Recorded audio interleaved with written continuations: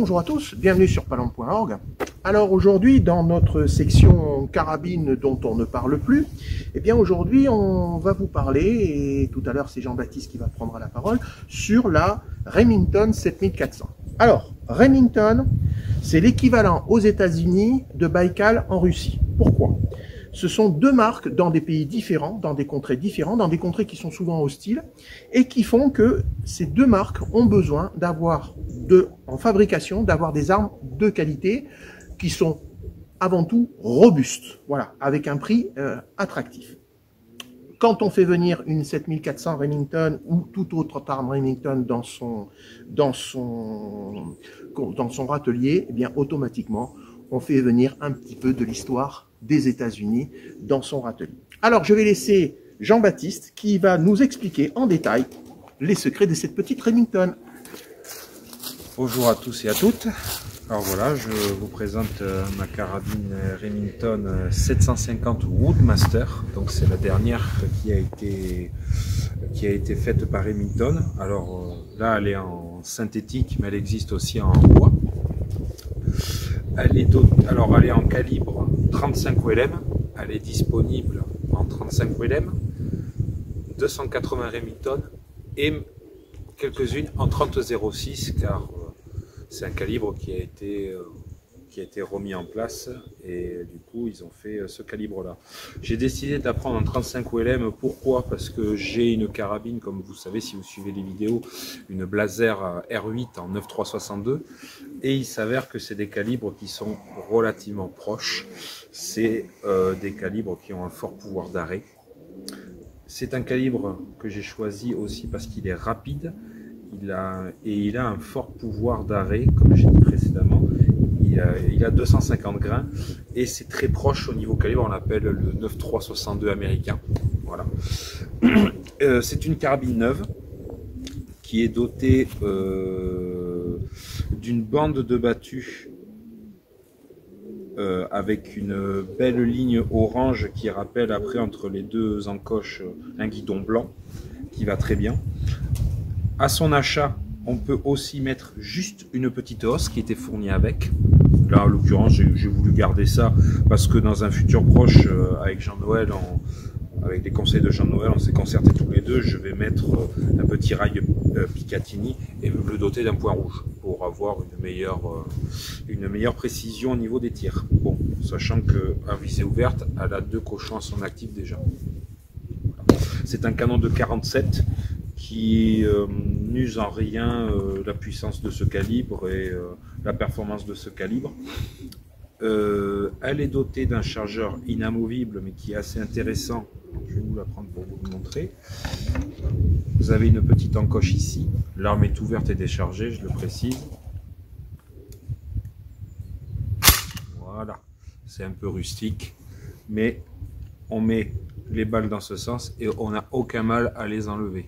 Comparé à d'autres carabines, par exemple, avant j'avais une Benelli Argo, elle était très bien. Par contre, le point négatif de cette carabine, c'était le chargeur qui s'ouvrait pas assez large, donc on peinait pour les sortir. Bon, on les faisait sortir par là, mais bon, c'est pas mieux.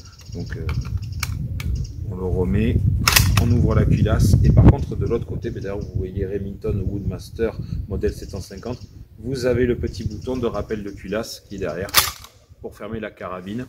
Elle est un petit peu lourde au niveau du devant. Bon, c'est pas un souci parce que déjà c'est une carabine qui envoie des calibres quand même qui poussent. Alors déjà avec l'absorption du recul de la semi-automatique plus le côté lourd, ça absorbe quand même pas mal le recul. Elle a une bonne prise en main. On pourra éventuellement l'alourdir un peu de la crosse. Le choix du synthétique, on ne change pas une équipe qui gagne. Moi, je veux du synthétique pour un gain de temps et une facilité d'entretien. Ensuite, qu'est-ce que je peux dire dessus? Bien évidemment, je l'ai doté d'une comment on appelle ça, une sangle pour pouvoir la transporter plus facilement pour monter au Mirador, parce qu'on peut très bien chasser au Mirador avec cette carabine là. Et on va parler de quelque chose qui est important aussi, le prix. Bon, moi j'ai fait reprendre quelques armes pour l'avoir. Voilà. Mais autrement, c'est une carabine qui sort en magasin parce que c'est une carabine neuve, une des dernières rescapées, si on peut dire. Elle sort aux alentours de 900-950 euros.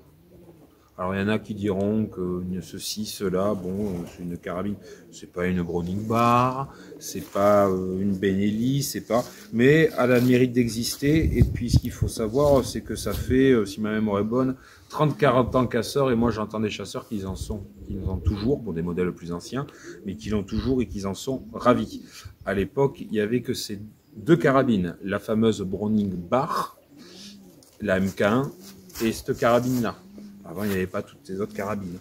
Donc, écoutez, moi, pour l'instant, j'en suis très content du peu d'utilisation que j'ai eu. Après, on verra avec le point rouge. Je ne vais pas tarder à le mettre. Comme ça, je serai tranquille pour entamer les battus. Et franchement, c'est dommage qu'on n'arrive plus à en trouver. Alors, dans certaines armeries, si on cherche bien, il y a encore des anciens stocks et tout ça. Alors, il y en a qui diront, pour trouver les pièces et tout, il y a des pièces. Il faut taper à la bonne porte. Et puis, avant de casser une pièce là-dessus, c'est un peu comme disait Jean-Noël avant, Baikal, c'est un peu le Baikal américain, quoi, si on peut dire. Voilà. Et aussi, il ne faut pas oublier qu'une arme, ça s'entretient. Quand j'entends dire que c'est une carabine qui s'enraye, toutes les carabines sans entretien s'enrayent. Il n'y a pas la Sauer 303 qui fait partie des carabines semi-automatiques les plus chères. Moi, j'ai un ami à moi, il a. Ça fait 2-3 ans, voire plus, je raconte des bêtises, plus de 5 ans qu'il n'a pas vu un armurier. Il la nettoie pas, ça s'enraye. Les douilles collent au niveau de la chambre. Une arme, c'est comme une voiture. Si on ne fait pas un entretien régulier, eh bien, ça ne marche pas. Mais enfin, quoi qu'il en soit, je suis très content de vous présenter cette carabine au sein de la chaîne. Et il n'y a plus qu'à les sanglions qu'à bien se tenir. Alors c'est vrai que c'est une carabine qui est un petit peu sortie des comment dirais-je, on n'en parle plus, hein, parce que la concurrence est arrivée. Autant il y a 30 ans, effectivement, il y avait Remington et il y avait Browning. Aujourd'hui, il y a pléthore, et c'est vrai que elle est passée sous les radars de la presse, voilà. Alors soyons très clairs, hein, c'est un outil, hein, c'est pas quelque chose pour être joli, c'est quelque chose pour être efficace. Voilà, c'est tout. Donc on lui demande pas mieux, et comme je vous dis, ce que Remington est aux États-Unis, Baikal est pour les Russes. Voilà. Mais c'est une excellente carabine, la prise en main est bonne. Quelles sont les voies d'amélioration? Tu m'avais parlé graissage des sorties, et puis le poids de la crosse aussi. Alors l'amélioration, ça dépend ce qu'on veut. Après, on peut très bien chasser comme ça, il n'y a pas de souci. Moi, je pense, avec ton aide, Jean-Noël, alourdir un peu la crosse pour qu'il y ait un meilleur équilibre de l'arme. Pour qu'il y ait un swing plus favorable. C'est ça, pour qu'il y ait un swing beaucoup plus, que ça monte plus vite à l'épaule. Et effectivement, comme je disais à Jean-Noël, c'est la seule carabine semi-automatique qui est vendue avec un petit écouvillon pour nettoyer la chambre. Pourquoi? Comme une grande marque que je vais citer de toute façon parce que j'en avais eu une et Jean-Noël en a une, comme la Merkel RXLX,